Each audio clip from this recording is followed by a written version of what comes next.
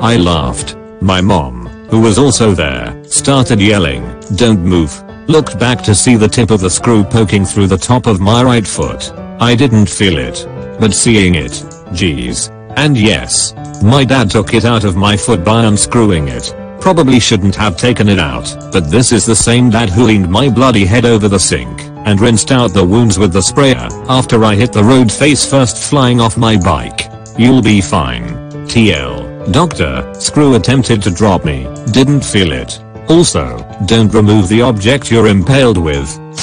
I accidentally stabbed myself in the eye when I was young. It didn't hurt at all actually. It happened so quickly that I didn't even know what I did at first. 1 second I could see perfectly fine. The next I couldn't open my eye. When I tried to open my eye my hands, I got a little lightheaded, so I decided to take a nap.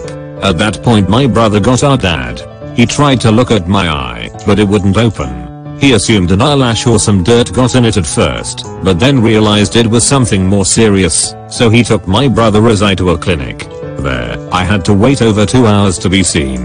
When I finally was seen, they just said I should go to the hospital. I was then rushed to the hospital and prepped for surgery. Today, my vision in that eye is blurry. It's like looking through an unfocused lens, or trying to watch something in like 20p instead of 720p. I can see mostly fine around a room, but small details are gone.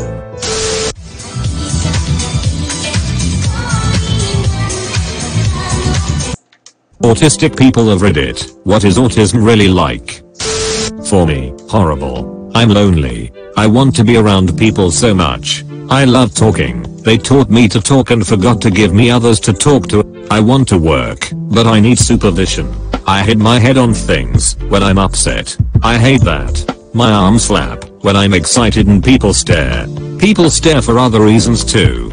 And I love children and children love me. They love to talk to me and ask questions, or talk to me about cartoons. I would never harm anyone, but their parents act like their child is in danger. It makes me feel like I'm a terrible person. Luckily now I'm friends with an 8-year-old, and she is awesome. Loves Lego and we have a lot of talks about who is the best Disney princess. Explorers. I told her about an explorer in Lego Johnny Thunder who explored tombs, and she has suddenly decided to love the idea, and also about Doctor Who and time travel. The backseat of her car is a time machine when we go anywhere. So I guess in short, autism is lonely. It can cause a lot of pain. It's like being trapped in a body that is only half loaded.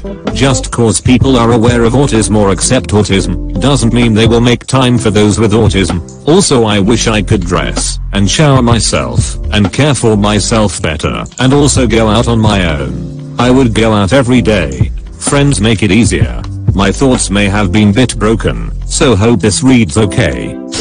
I was diagnosed with Asperger's at the age of 11. I feel like I'm part of a play where everyone has the script except me. While I live a pretty normal life, I have a lot of issues with sensory sensitivity, like loud noises, bright lights, certain food tastes, smells and standing in crowds of people. These things make me feel a bit stressed out, resulting in various issues like headaches and digestive problems. While we are on the subject, certain non-autistic people have the misconception that those of us on the spectrum would lack empathy. That is simply not true. We often have a hard time to read people, but we certainly do not lack human empathy. That needed to be said.